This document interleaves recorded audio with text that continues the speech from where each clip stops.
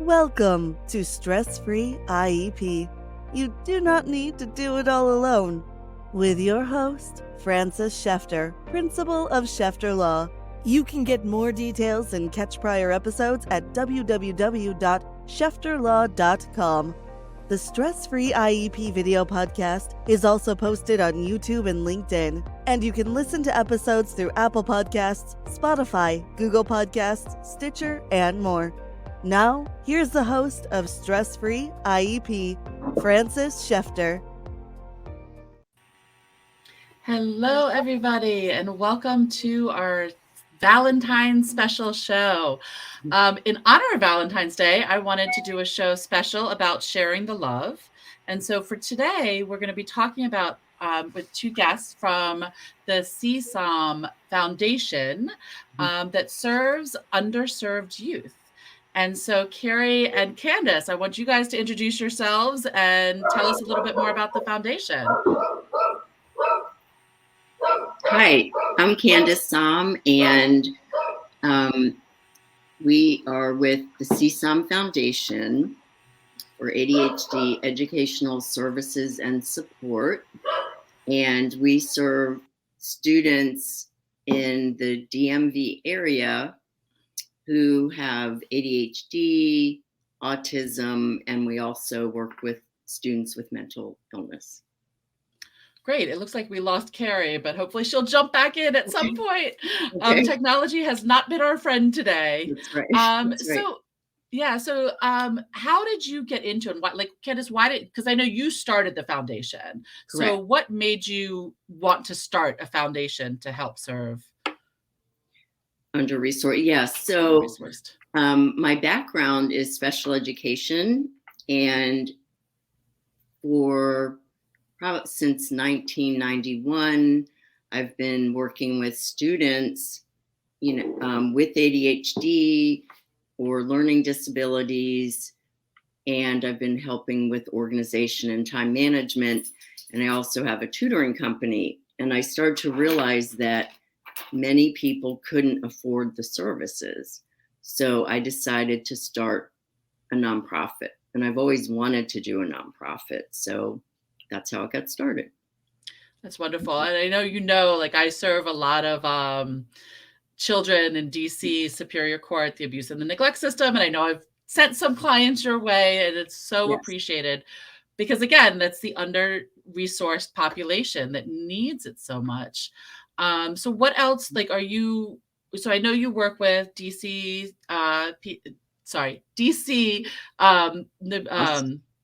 foster care system. Sorry, I am losing words today. DC foster care system. But you also work in Montgomery County, correct? Correct. We do. So right now, we have a lot of students in the public school system and many in the, independent private schools, which is fantastic. And we are piloting a program with Montgomery County to help to start a enrichment program, an after-school program for students who really need the support. Oh, that's wonderful. And I think Kerri said something about it's the community schools yes. that you're reaching out to. So yes, we're really excited about that. The county started, I'm not exactly sure when, but they have 40 community schools throughout the county. And it's an enrichment program before after school. And it's going to turn into 100 schools by September. So we are starting to work with one school when the next quarter starts in April, and then see how that goes. And then we plan to grow and continue in September. That's wonderful. And it's, the schools, I always say, being the former teacher, schools try so hard and do as much as they can, but sometimes that extra shove is so needed. And some of us are lucky enough that we can afford to pay for the tutoring services, and some families are struggling and are not as lucky to have the extra income. So I love that you're getting out there and helping. So with the community schools, is there a way, like if families want to reach out to you, to the foundation, to see if they could qualify? Is there a way that families can do that? Well, great question. With the community schools, that will come from the school.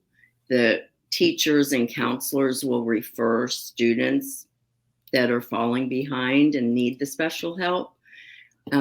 But people can reach out to the CSahm Foundation to get, you don't have to be with Montgomery County. You can go to our website or you can email me and get the services that way. Oh, that's wonderful. And so, I mean, I know you said you're passionate about like serving this part of the community. What did you start your journey with ADHD children? So my background being special education, I was teaching in PG County for a few years, and I got my master's, and so I was working like that. And then when one of my children was diagnosed with ADHD when they were 10, I started wanting to learn everything I could about ADHD. Because back in the day when I was in college, there was maybe a page on ADHD, and this is a few years back, like in 1978. But anyway, so I just started to learn everything I could about ADHD to help him. And then I was diagnosed myself. So. Wow. And you say a few years back. My special education degree was a few years back as well, but more current. And it was the same thing. ADHD was not, for the longest time, I remember it wasn't even a category that you could qualify for an IEP. And so I'm sure you were at that stage also of when that shift came to like, yes, it's other health impaired. It is impacting education. Yes. So what do you want people to know, like everybody to know about the ADHD community? Oh, so I would say that people with ADHD are very bright.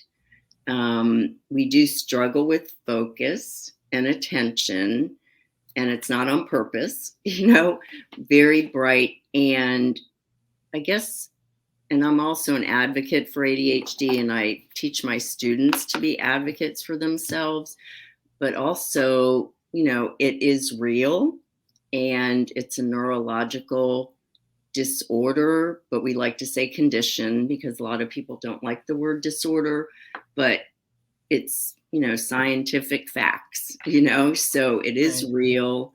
And, just letting people know that we're smart, creative, and the more positive, people are with us, that really helps a lot. Definitely understood. I joke around every now and then, which I probably shouldn't, but I say that attorneys that litigate kind of have to be a little ADHD because you're like paying attention to the judge, paying attention to the witness, paying attention to questions, and just bouncing so much. And so it's helpful to be able to do that. And many professionals like attorneys, doctors, lawyers have ADHD, because their creative side of their brain is just working and they can just, multitask, figure things out. And a lot of them then get a coach like myself to help with organization and time management. So. Right. Which is something that isn't taught. And I know, like being a parent of younger kids, it can get so frustrating because why don't you just understand to follow the schedule? And the kids can't, but because their brain doesn't work that way. Right. And that's where so go ahead. No, I was just going to say, Kerri, welcome back. I'm so glad you made it back on. Technology. The woes of technology. Exactly. Even today, it's just technology is not our friend sometimes. Yeah. So Kerri, I want you to introduce yourself because I think we lost you before introductions, and then we'll jump back in. Sure. So I'm Kerri Midiri, a longtime educator. I taught high school, kind of all over the country, mostly in Howard County, Maryland. That was the bulk of my career until I went over to private sector. And now I do a lot of outreach. So linking schools with community resources. That's wonderful. And so that's how you got involved with CSahm. Yes, that's how Candace and I met, actually. Great. So what do you do with the foundation? Like, what's your role? Yeah, so my specific role, I would say, is trying to link up with organizations who can link us with the resources who need us, help us find those kids. When Candace and I were jumping into how to find, or really how to define the underserved community, my mind went immediately to working with the schools. They've got different programs already where they've already done that, right? They've already done that work. So working to find referrals, essentially. Yeah. Right. And I know we talked, and Candace and I touched on a little about with the DC foster care kids, which are kids that are sometimes fall through the cracks because their parents might not know to even look for. They don't have somebody to do that. Right. So yeah, I love that you reach out that. And so so you were in education. What got you into education? I always wanted to be an educator. I'm the oldest of 3 kids, and I remember being younger and always playing teacher, and it just stuck with me. It's something that I always loved it. And then quickly, I would say early on in my career, I kind of saw how, as much as I was educated, I had a bachelor's and a dual master's degree. I noticed that I wasn't necessarily prepared to support this population. So I quickly wanted to build a toolbox on how to do that. And that's what I've done since. That's awesome. Yeah, that was kind of my story. I went to school up here in Maryland, and then I moved down to Florida. My first year teaching was in an inner city, the projects. Most of my kids were in projects. Very different approach to teaching. Like, I loved that community. That was my heart. Like, I loved being able to help them, but it was very different for me to see, like, they didn't grow up with books, most of them, and the access that we had. So, I mean, what services does the foundation provide? So I think it's more than just the tutoring, right? Yes. So we provide coaching, tutoring, counseling a little if necessary, but typically we resource that out.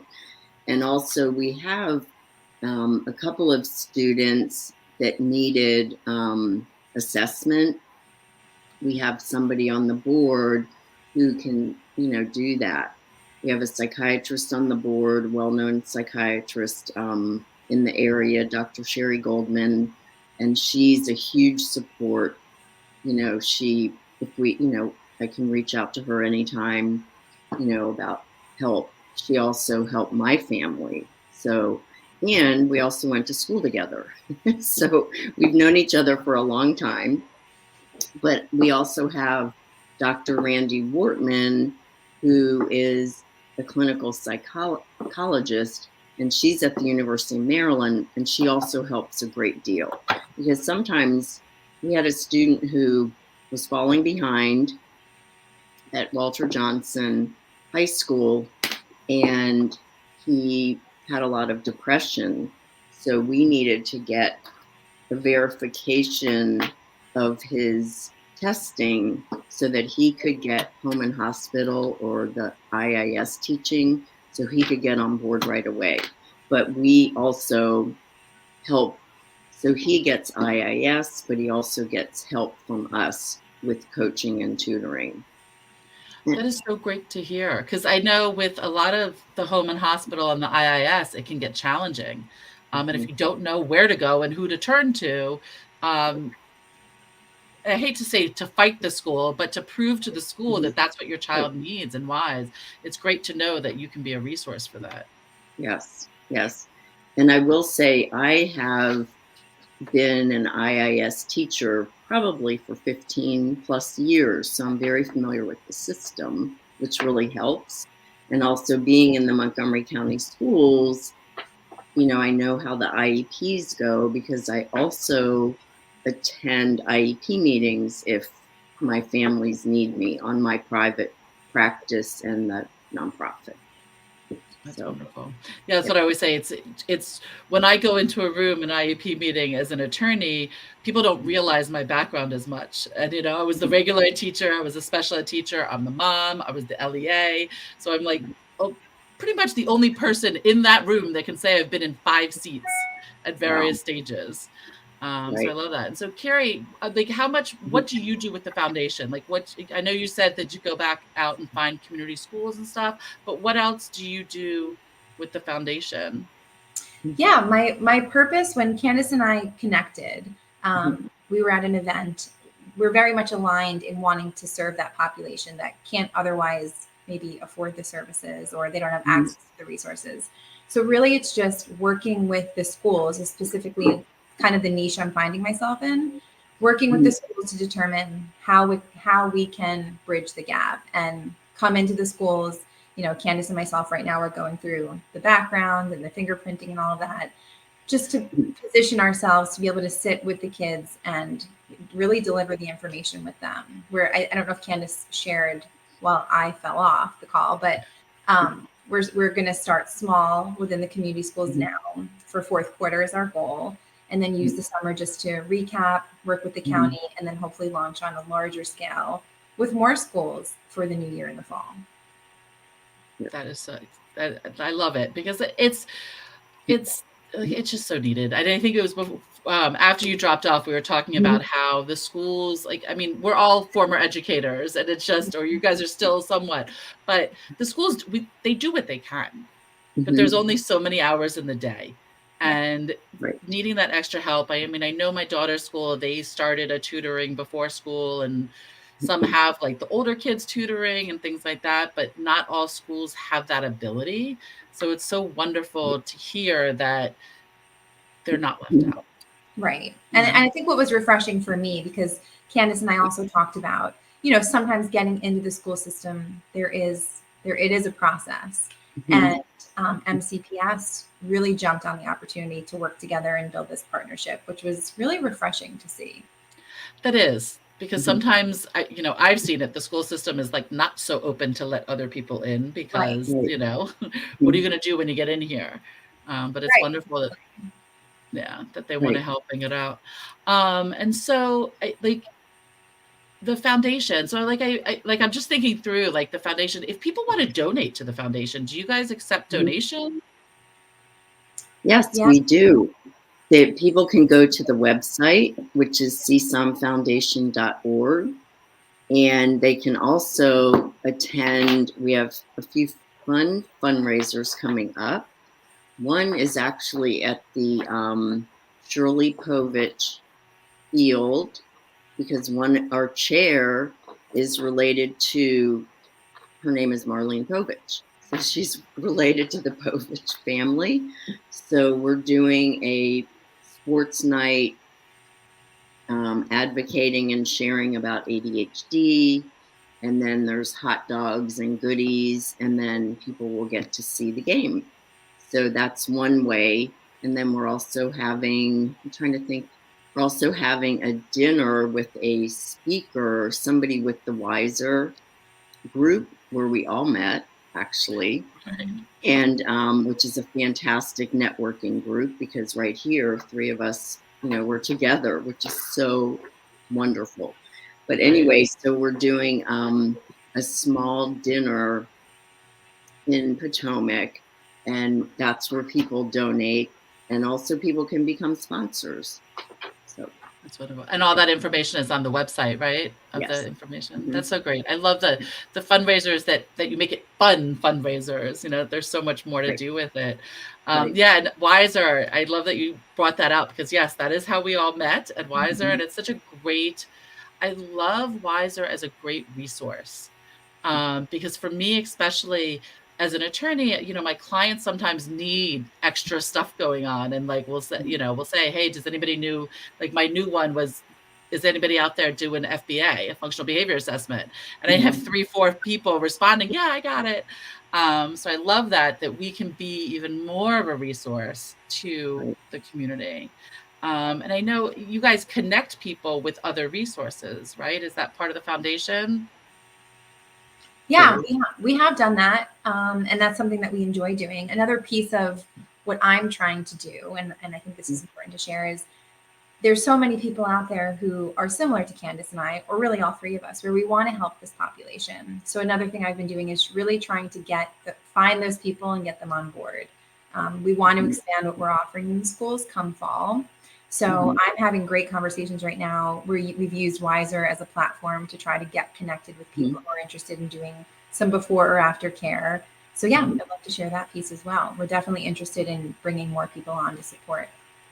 And if I can add, Kerri came on board, which I'm so grateful. We were at a Wiser function and she, inboxed me or texted me and said, I'd like to be in touch. I'm really interested. So right then and there, you kind of have to do it right away.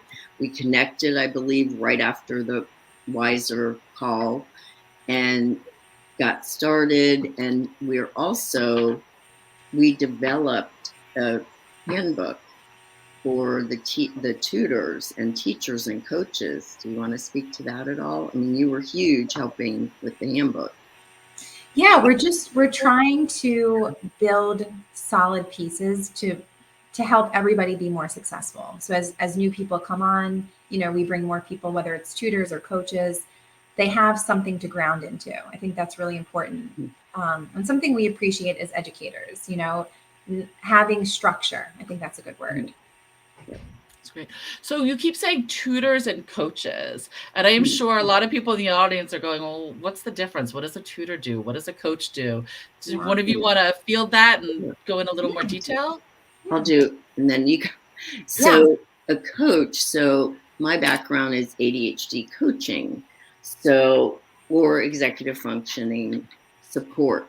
So I help students with their time management, planning out long-term projects so they're not, doing it the night before, because a lot of people with ADHD procrastinate. And at the same time, they want their work to be perfect. So if they're waiting until the last minute the night before, they're up all night, So find this all the time. So we help plan that out. And we also make sure they're handing their assignments in, checking their grades. So that's coaching. Coaching is helping with the organization, time management, and life skills too. Tutoring, I guess we should frame it as academic tutoring. That's where, it's specific subjects. So we have expert tutors who help with math, science, and, the humanities. And we also we'll get calls for SAT, ACT prep. So the tutors can do that as well. And I'd love to help more under-resourced kids with that, because that's key to helping them move forward to college. So yeah, I would echo all of that. Yeah, I was just going to say, to me, coaching is more behaviors, building good behaviors and maybe helping to dissolve bad behaviors that aren't serving them. And then, the tutoring piece is more academic support.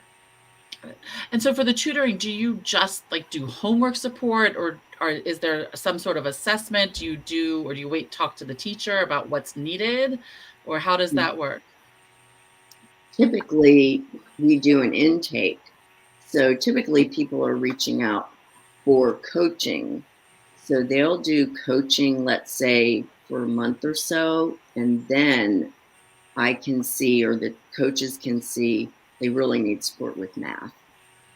But as far as an assessment, we do, if I can share, I don't know if you can see this, but this is one of the books I've used probably for 30 to 35 years. It's a study strategy book, which is fantastic. And we do this a lot. So there's an assessment at the beginning for all the students on time management, communicating with teachers, outlining, communication skills, also comprehension.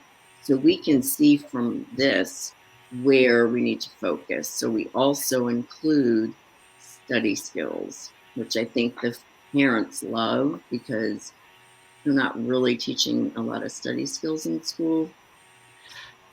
Yeah, I know for me, like I didn't learn how to take a test until I actually took a study course for the LSATs.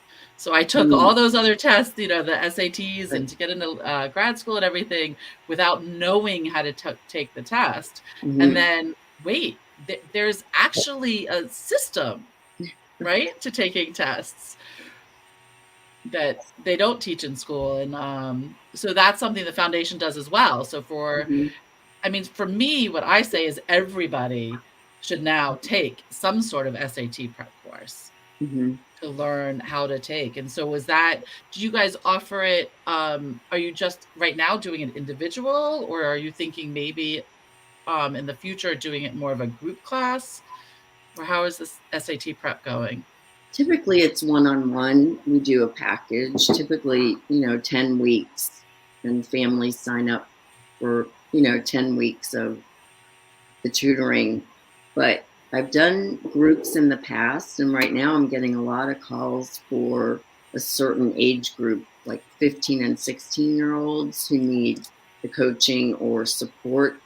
So I may move into groups, because I'm finding a lot of the kids with ADHD, not all of them, but a lot of them did okay virtually. And we are mostly virtual right now because we have so many students on the private side and the nonprofit that time-wise, it's hard to get.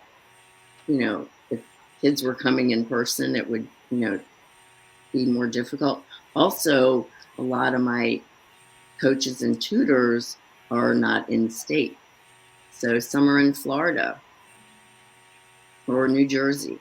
So, which is nice. Yeah. So, but the foundation's just serving Maryland, DC area? Well, if other people reach out, that's fine. But right now, I think our networking is more, right, Kerri, with local. Yeah. Perfect. I love it. Start small and local, right? Yeah. How I started. Yeah. So I'm trying to think, like, what else more to tell people. It's such a great foundation. We talked about like how people can donate and how people can reach out to you. What about like I'm just trying to think of like on that higher level of connecting with like, are there other groups that you're trying to connect with to maybe promote together?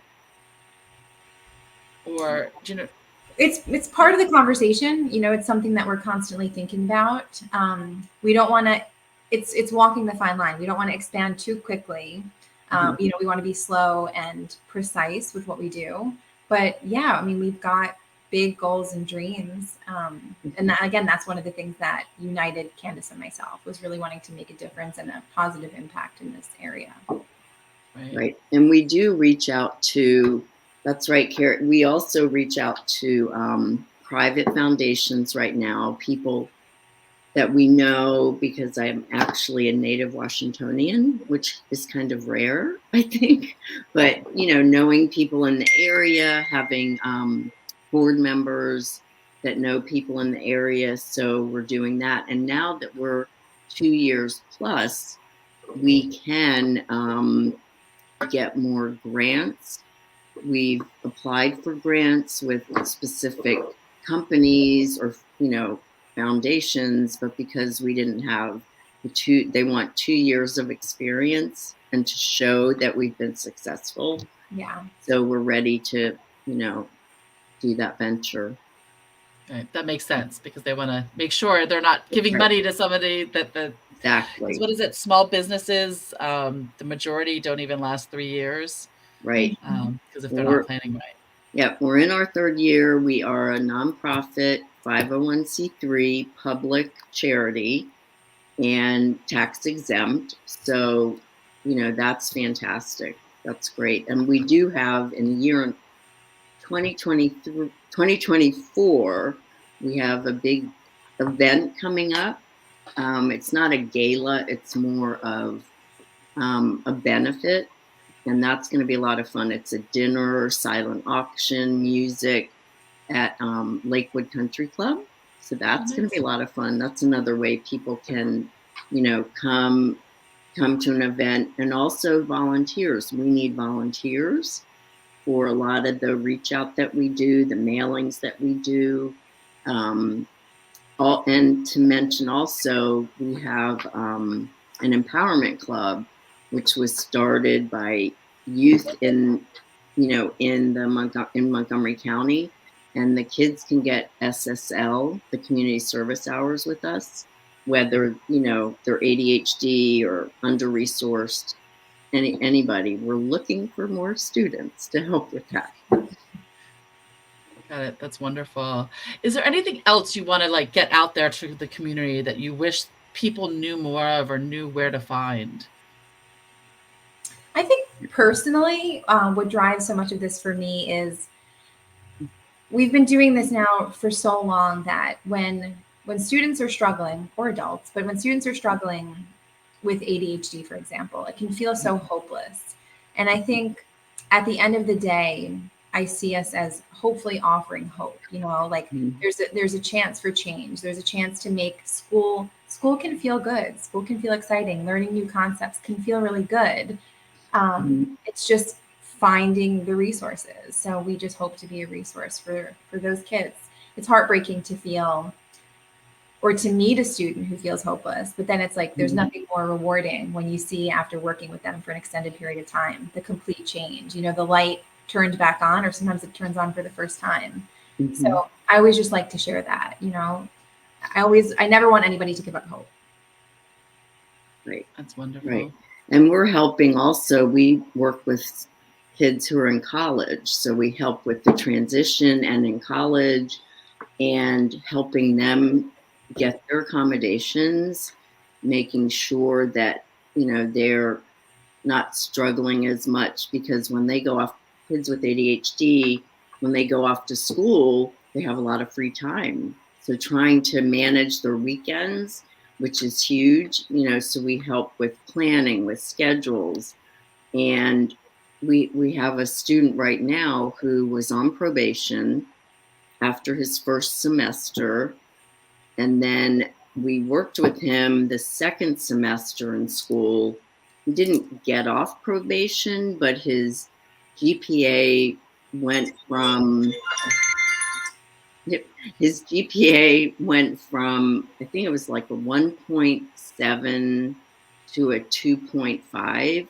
And then the third semester, because he was working with me and one of my academic tutors, who's also on the board, and she is phenomenal, like Kerri is.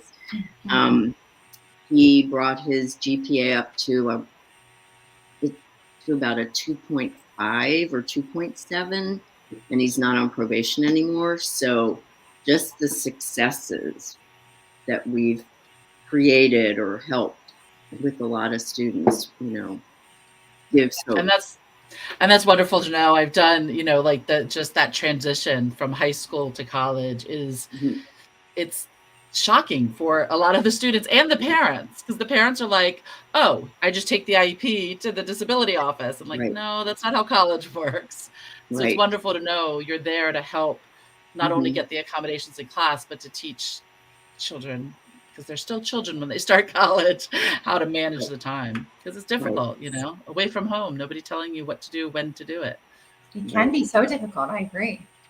Yeah. I mean, I remember when I started college, I was good. My parents were very lenient my last year so that we could experiment more while they were still home. But I remember the majority of the freshmen that just went crazy because they didn't know boundaries and they didn't know how to do that. So it's nice to know that you're there to support and to say, not saying that you can't go out and have fun, but you know how to manage that time, that you're not doing 48 hours of fun and 2 minutes of, learning stuff. Yes. Well said. Yes. Yes. So go ahead. Oh, we all wanted to say that with the coaching and the tutoring and all of that, we also talk about, like yoga, meditation, how those pieces in anybody's life, I think, but especially people with, these conditions, it's really helpful, taking time to take a deep breath, take a time, to look away from the computer for 15 minutes, and then come back to your work. And, eating properly, drinking a lot of water, lots of protein, and knowing how the ADHD brain works, because there's a lot to it. Also, one thing I do want to share is, what I want everybody to know, I guess, is that a lot of people are afraid to medicate their kids. And there are, so many experts out there in the field who you can go and listen to their podcasts and learn how the medication, therapy, and coaching, that combination is so important. And the medication, I feel, isn't something to be afraid of. It helps so much.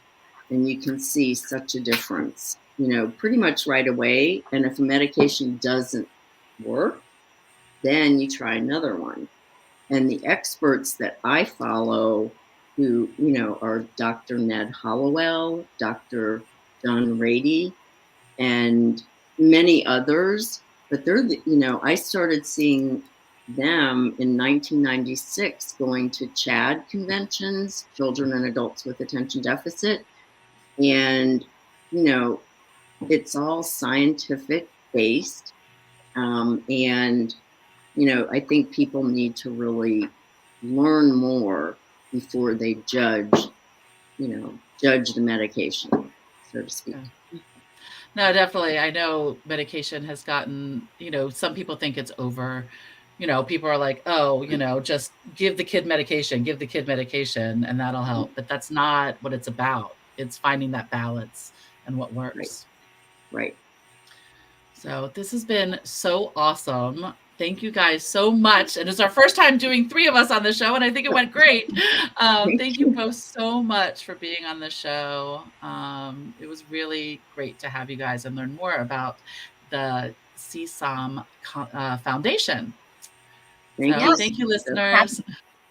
Thank you for having. You've been listening to Stress-Free IEP with your host, Frances Shefter. Remember, you do not need to do it all alone. You can reach Frances through shefterlaw.com, where prior episodes are also posted.